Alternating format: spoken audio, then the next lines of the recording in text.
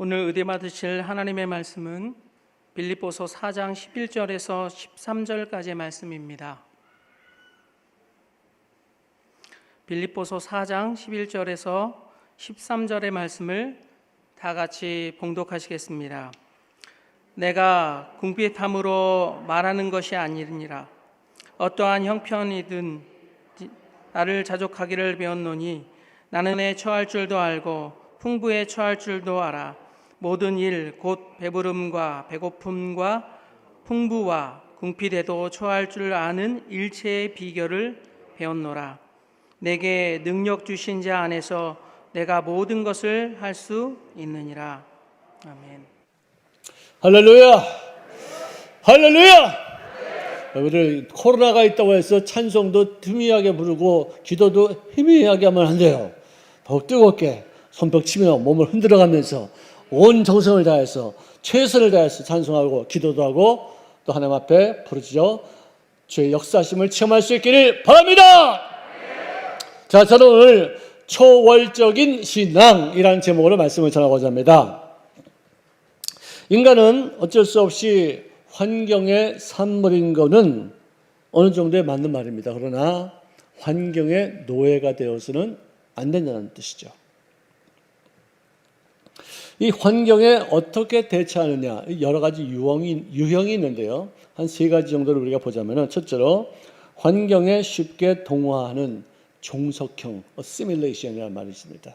종속형, 즉 다시 말해서 누가 무슨 말을 하면은 그걸 그대로 그냥 주체의식 없이 냉정하는 어떤 그런 모습의 사람들이 있어요. 예를 들어서 내가 누구를 미워해요. 이 사람 나쁜 사람이야. 이 사람 나한테 이렇게 했어. 그래서 미워하면은 듣는 사람은 그러냐? 너 마음이 아팠겠구나 하고서 끝나야 되는데 나도 같이 이 사람을 미워하는 사람이 있다니까요. 네?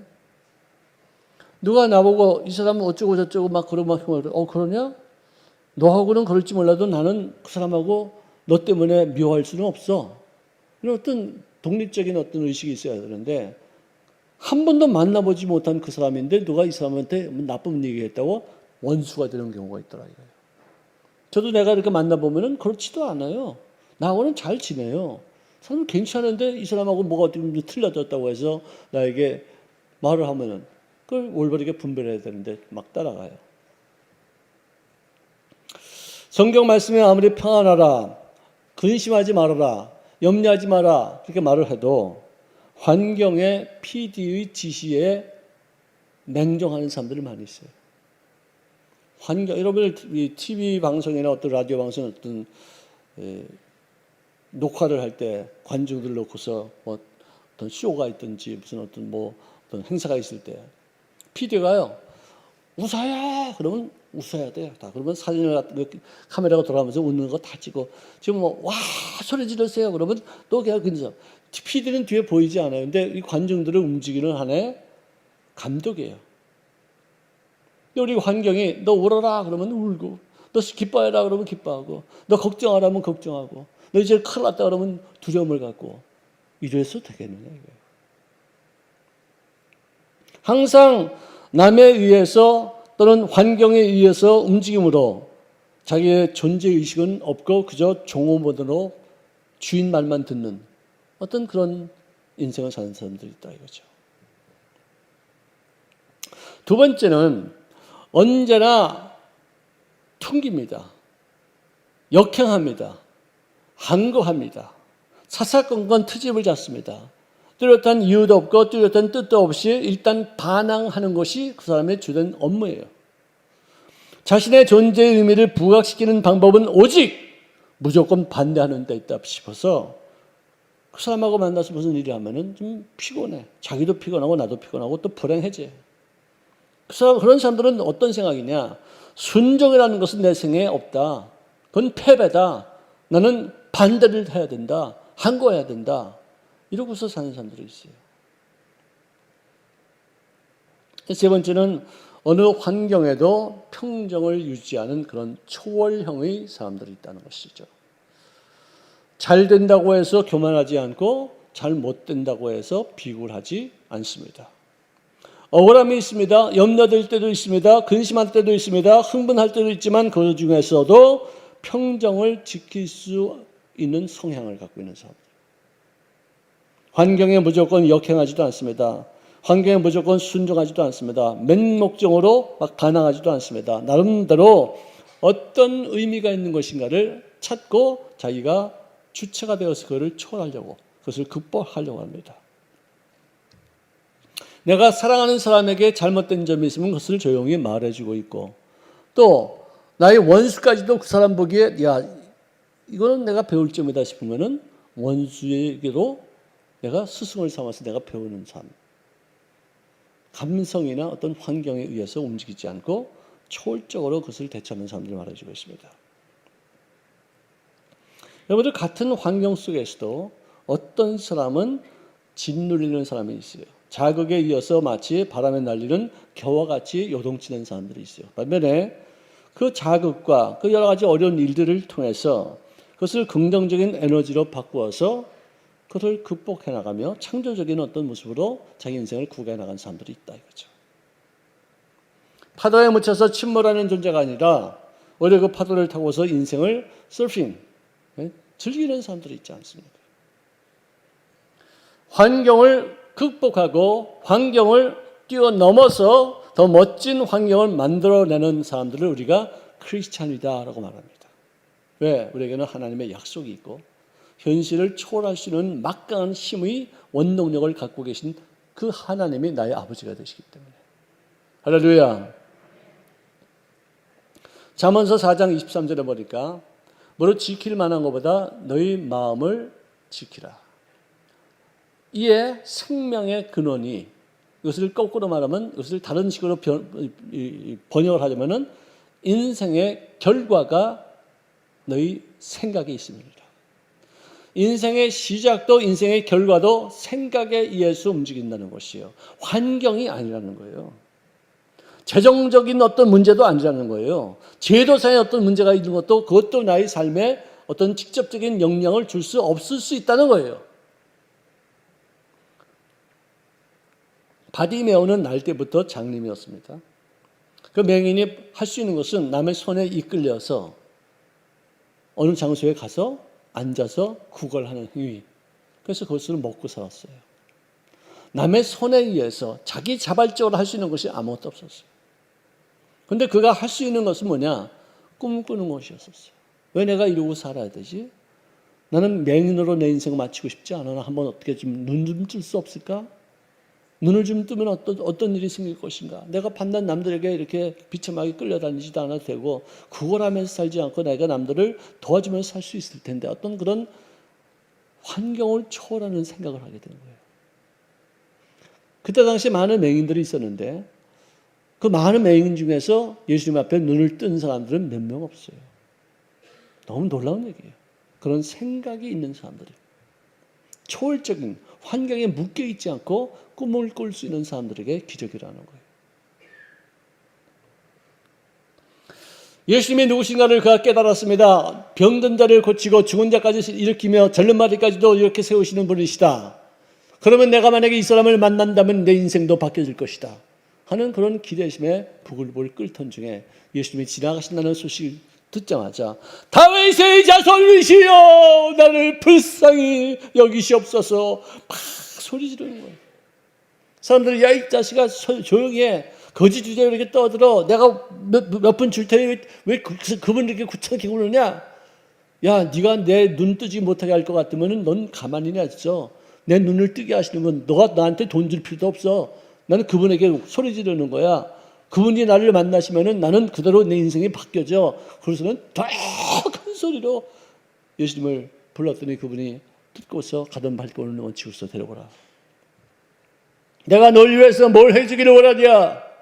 보기를 원하나이다. 내 믿은 대로 될지어다. 전혀 불가능하고 자포자기할 수밖에 없는 상황 속에서 그는 꿈을 꾸고 그 꿈을 이루기 위해서 부르짖어 기도한 결과 인생의 향방이 완전히 다 바뀌어졌던 것을 우리가 볼 수 있어요. 그러므로 이 믿음과 이 꿈은 3차원의 세계를 4차원의 능력으로 다스리시는 권세가 따르는 것이에요. 여러분들 3차원을 다스리려면 생각이 바뀌어야 돼요. 3차원에 의해서 생각이 바뀌는 게 아니라 내 생각에 의해서 3차원의 세계를 바뀌는 거예요. 여러분들 수고하고 땀 흘리고 힘에 벅찬 어떤 여러 가지 어려운 일들을 많이 하는 것은 그건 진짜 저주예요. 그렇지만 어렵고 힘들어도 기쁨이 있고 힘이 나는 어떤 일이 있다면 그것은 복인 것이에요. 신앙은 있는 대로 보는 것이 아니라 전능자가 내 아버지이심을 믿고 환경을 초월할 수 있는 그런 꿈을 갖고서 보는 것을, 지금 있는 것을 내가 본 대로 바꾸는 거예요. 할렐루야. 이게 예수 믿는 사람들이 해야 될 태도예요. 눈에 보이는 대로 있는 게 아니라, 있는 대로 내가 보는 게 아니라 내가 본 대로 있게 하는 거예요. 여러분들 정말 꿈을 꾸시길 바랍니다. 환경의 노예가 되지 마시고 환경을 내 꿈의 노예로 삼으시기를 주의 이름으로 축원합니다. 여러분들 이 감기가 들렸을 때 재치기 하죠. 재치기입니까? 재채기입니까? 예? 이게 어디 국문학자 이게 안 계십니까? 재채기예요? 재치기예요? 모르겠다. 어쨌든 하여간 재채기는 왜 하냐면은 병균이 내 코의 점막에 닿았을 때, 그리고 어떤 뭐 조그만 이물질 같은 것이 닿았을 때 내가 건강하고 내 면역체가 강하면은 그것을 품어서 녹여버려요. 백혈구가 다 그를 잡아먹어요. 그런데 내가 면역이 약하고 피곤하고 어떤 그런 것을 받아들여서 녹일 수 있을 만큼의 어떤 힘이 없을 때는 야, 너 여기 있으면 안 돼. 에이, 캬! 그래서 시속 100km의 어떤 돌풍을 일으키면서 그걸 쫓는 거예요. 예. 아멘. 아멘. 자, 그런데 우리가 정서적으로 또 영적인 어떤 저항력과 면역력이 연약할 때에는 대수롭지도 않은 말에 아주 굉장히 극렬한 반응을 해요. 어떻게 이럴 수가 있을까? 별것도 아닌 어떤 그런 일에 발끈해요. 그래서는 오해와 불안의 꿈을 다 펼치는 거예요. 나한테 이럴 수가 있지. 저놈이 나한테 왜 이러지? 나쁜 놈 자식이네. 근데 사실 그 사람이 무슨 말을 한 것도 그냥 대수롭지 않게 별것도 아니게 말한 건데 만나서 얘기해보면 아무것도 아니야. 근데 괜히 내가 오해하고 상처받고 미워하고 마음속에 원한을 삼으시고 있어요. 영적인 어떤 저항력이 약해져서 정서적인 어떤 그런 항체가 없기 때문에 잠깐만 일도 쉽게 퍽퍽 넘어지는 것이에요. 여러분들 원수보다 큰 사람 되시기를 바랍니다. 환경을 극복하시는 귀한 인생을 사시기를 주의 이름으로 축원합니다. 운명보다도 위대한 생각을 할 수 있어야지 돼. 너 때문에 망했다. 그게 아니라 너 때문에 내가 성장했다. 내가 상처를 받았어도 내가 아파도 그 사람 때문에 진짜 너무나도 힘든 일들을 당했다 할지라도 너 때문에 망했다는 그런 얘기 하고 싶어요? 난 그런 얘기 하고 싶지 않아. 너 때문에 너 나한테 상처 주고 나에게 아픔 때문에 나 진짜 그때 힘들었지만 그걸 극복하느라고 내가 성공하게 됐어. 고맙다. 이런 말을 해야지. 왜 너 때문에 내가 망했다는 말 왜 해? 난 그런 말 싫어요. 남 탓하고 싶지 않아요. 남에게 너 덕분이다. 참 고맙다. 이렇게 말하고 싶어요. 내가 누군가를 미워하면은 그 미워하는 그 사람보다 내가 더 큰 인물이 될 수 없습니다. 미움에서 원한에서 그 한계를 벗어나서 내가 용서하고 또 용서를 받는 사람이 되어야 그 사람이 승리할 수 있는 것이지 미움에 얽매여 있는 사람들은 성공하지 못해요. 특히 예수 믿는 사람들. 우리는 하나님의 인도하심, 성령님의 인도하심 받아야 될 사람들이 미움에 묶여 있는 것은 귀신에게 묶여 있는 사람들이에요. 세상 사람들은 아예 귀신에게 묶여 있지만 우리는 예수님께 묶여 있을 사람이 마귀에게 묶여 있으니까 더 안 되는 거예요.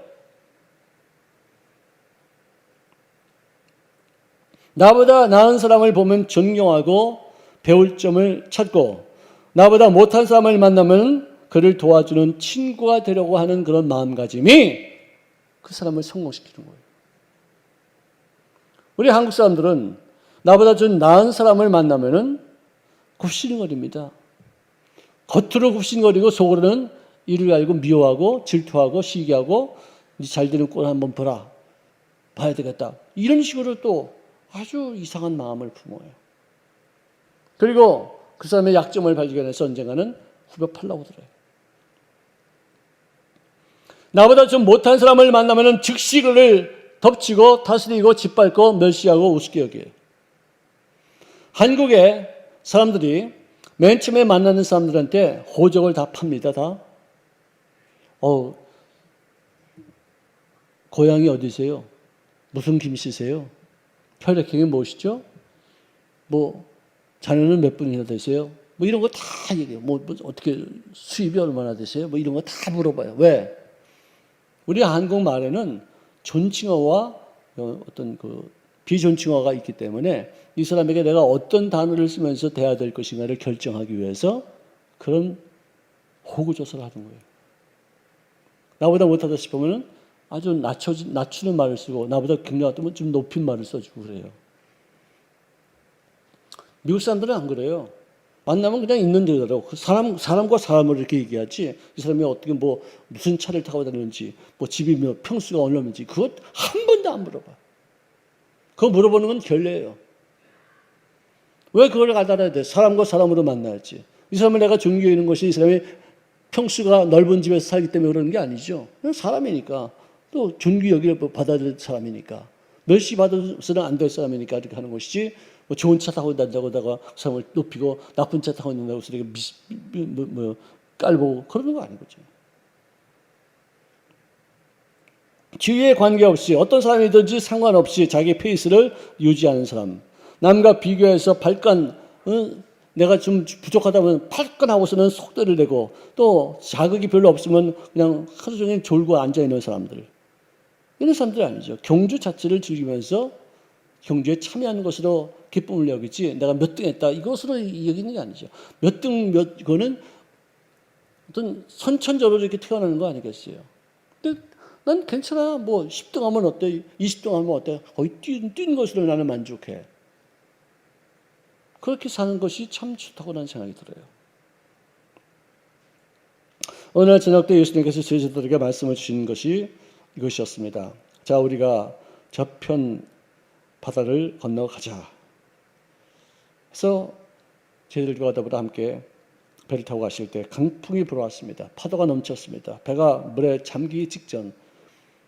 제자들은 전부 다 거의 어부 출신이었기 때문에 그 풍랑을 이기는 방법을 알았는데 이제는 도저히 안 되겠다 싶으니까 정신을 차려보니까 예수님께서 저 배 고물에 저 뒤편에서 베개를 보고서 주무시고 있었어요. 우리가 이렇게 죽어가는데 주님 이거 뭐 하십니까? 좀 일어나십시오. 우리 죽겠습니다. 막 흔들어 깨웠더니 주께서 툭툭 털고 일어나시더니 바람과 파도를 꾸짖습니다. 바람아 잠잠하라. 파도야 고요할지어다. 그러니까 갑자기 풍랑이 확 그치고서 잔잔한 호수가 되는 것이에요. 제자들에게 책망하십니다. 어찌하여 이렇게 무서워하느냐?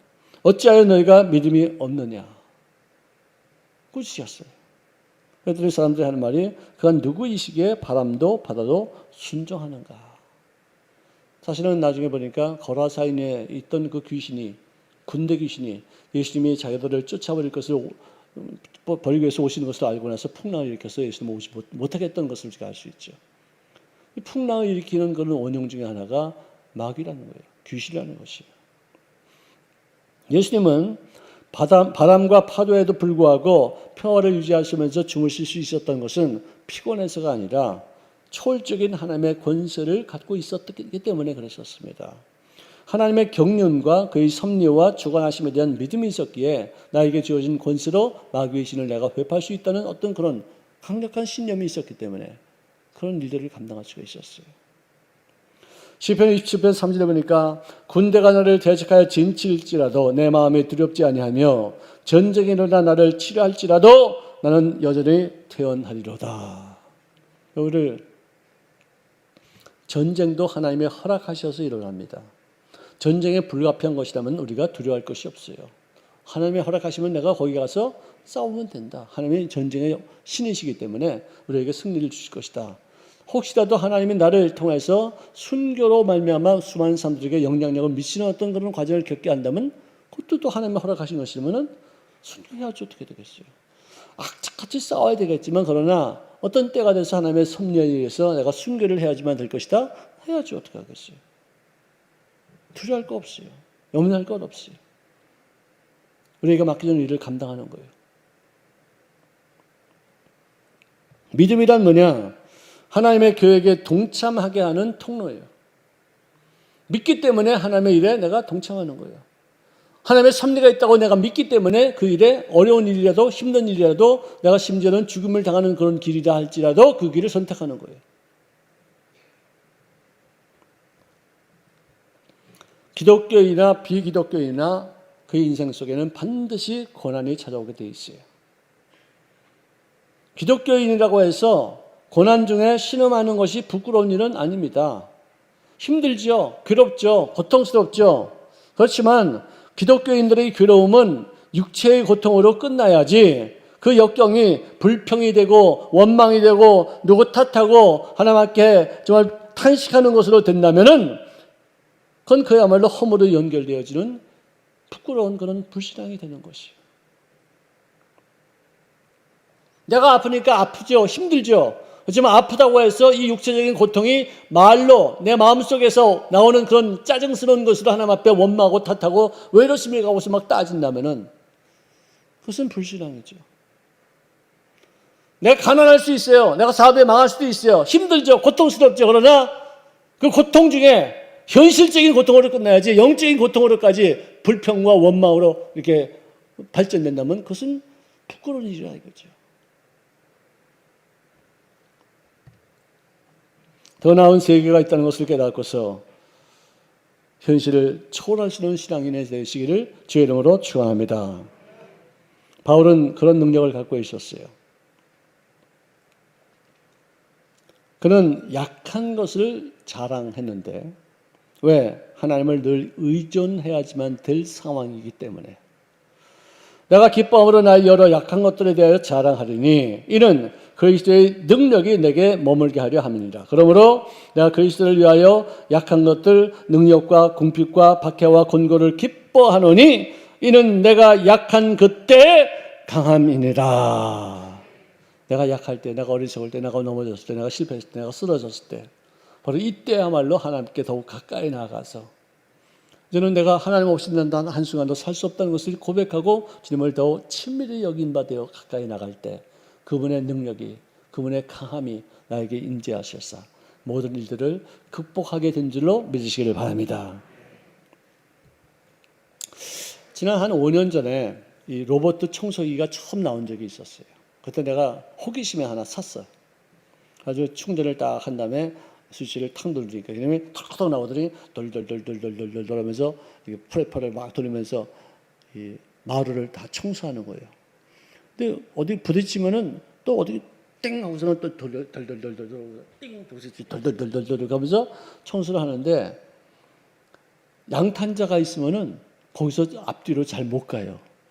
수건이 있어도 그게 걸려가지고 이게 띠뚱거리고 잘 못해. 그래가지고 걔한테 청소시키려면은요, 의자를 전부 다 들어가지고 전부 다 테이블 위에 다 올려놓고, 그 다음에 거기는 걸레님이 뭐 이렇게 푹신푹신한 것들 다 치워놓고, 그 다음에 뭐 하여간 웬만한 건 다 없애. 그래가지고는 그러고서는 걔 돌려놓으면 제가 나를 위해서 일하는 건지 내가 걔를 위해서 일하는 건지 내가 모르겠어요. 내가 더 일거리가 더 많아. 그냥. 어떨 때는 삑삑 소리가 막 나서 그러면 그 걸레에 걸려가지고 거기서 바둥바둥 걸려서 구해달라고. 삑삑삑 그래. 야, 진짜 이것도 극복 못하고 이거 뭐 하는 건가 싶은 게. 그리고 또 어떤 거는 이 턱이 있으면 그 턱을 감지하지 못하고 턱 넘어져가지고 뒤집어져가지고 뱅뱅뱅뱅 돌고 이러고 있어요. 제가 이제 어디 좀 나갈 때 너 청소 나가 없는 사이에 청소 좀 하라고 이렇게 틀어놓고서 나갔다 들어오면은 안 보여 걔가 어디 가는지. 근데 소파 밑에 쫙 박혀가지고 거기서 배터리가 다 소진돼가지고 움직이지도 못하고 그렇게 자빠졌어요. 그래서 내가 야 이게 뭐냐 이게. 근데 걔가요 아주 기특한 게 하나가 있어요. 뭐냐면은 뱅글뱅글 돌다가 뭐 삑삑거리면 지나가 건져주고 그러면 또 뱅글뱅글 돌고 청소를 해요. 청소해도 뭐 시원치 않게. 요즘은 이제 발달해가지고 걸레로 된 것도 있고, 걸레질하는 것도 있고요. 또 양탄자 치우는 그런 로봇도 있어요. 또 옛날에 그때 맨 처음에 나왔을 때는 겨우 그냥 먼지나 좀 이렇게 털어가는 그런 건 정도 했는데, 아니, 얘가 청소를 이렇게 다 하다가 이제 그 충전 그 배터리가 다 떨어지면 이놈이 덜덜덜덜 하면서 자기 있던데, 그 충전 받던 데를 찾아가가지고 거기다 덜커덩지 올라가가지고 전기를 딱 꽂아가지고 또 충전을 딱 하는 거예요. 예? 얼마나 귀여워. 예? 얼마나 사상스러워. 얼마나 사상스러워.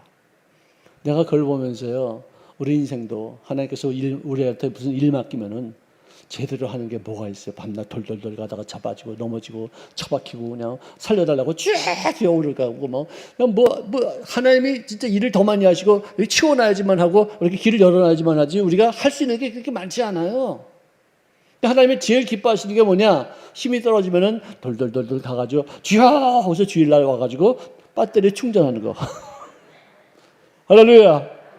철야 예배 가서 주야주야 하면서 기도하면서 말씀 듣고 성령 충만하고 기도해가지고 배터리 충만해가지고 또 힘차게 나가는 거, 그거 하나 보시고서 하나님이 우리가 부족함에도 어리석음에도 자빠짐에도 또 처박혀가지고 쫙쫙 살려달라고 막 그럼에도 계속해서 보호하시는 줄로 믿으시기 바랍니다. 그래요. 우리가 뭐 하는 게 뭐 있어요?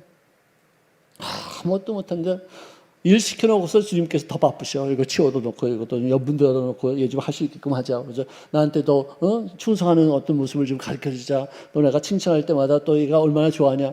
이러고서는 하나님께서 일하시는 거예요. 요즘은 그래도 로봇 청소기가 많이 발전되었다 하더라도 걸레를 이렇게 훔치는 그 로봇도 있어요. 이렇게 갔다가 딱 갔다가 이렇게 갔다가 딱 갔다가 팅 하면 저쪽 갔다 이렇게 해도 막 걸레를 막 훔쳐요. 그래도 그 걸레를 빼가지고 내가 빨아야 돼. 내가 그대로 내버리면 안 돼. 빠르고 세탁기에 집어넣어서 내가 빨아야지 또 다시 할 수 있는 것이지 완벽하지가 못해요. 우리 인생도요, 부족하고 연약하지만 그 실수하는 힘도 하나님 앞에 충정받아야지 실수할 수 있는 거예요. 하나님이 우리에게 생명의 은혜를 공급하신 줄로 믿으시길 바랍니다. 아무것도 염려하지 말고 다만 모든 일에 기도와 간구를 너희 구할 것을 감사함으로 하나님께 아뢰라. 그리하면 모든 지각에 뛰어나신 하나님의 평강이 그리스도 예수 안에서 너희 마음과 너희 생각을 지키시리라.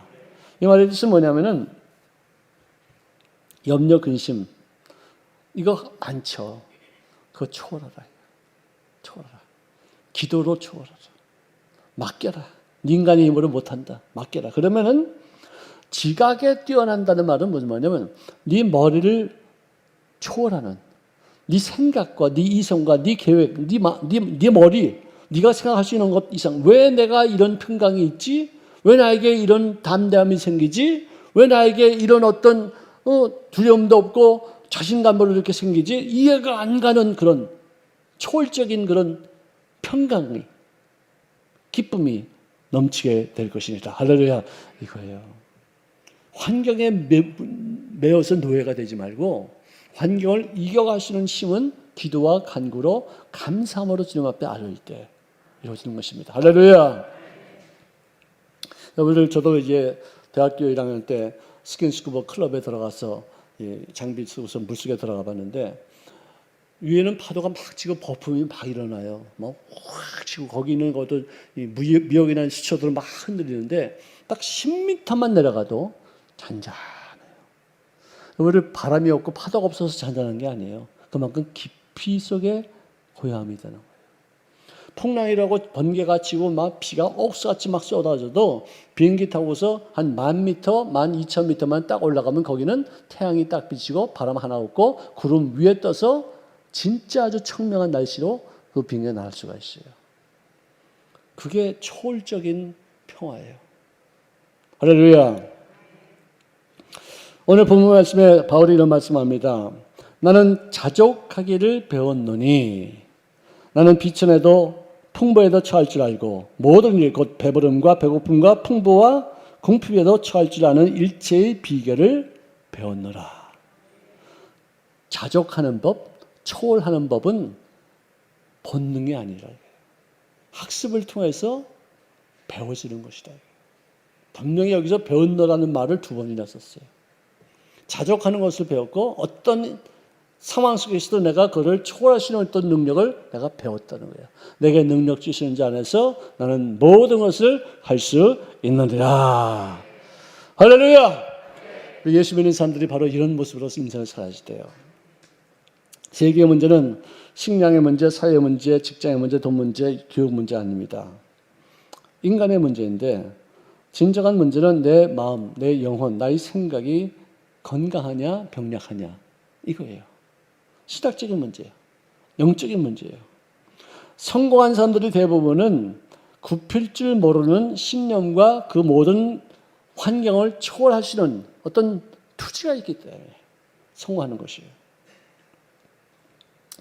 환경에 갇혀 살지 맙시다. 원수에게 지지 맙시다. 복에 갇혀 살지 말고 그보다 더 큰 사람이 되어야지만 될 줄로 믿으시기를 바랍니다.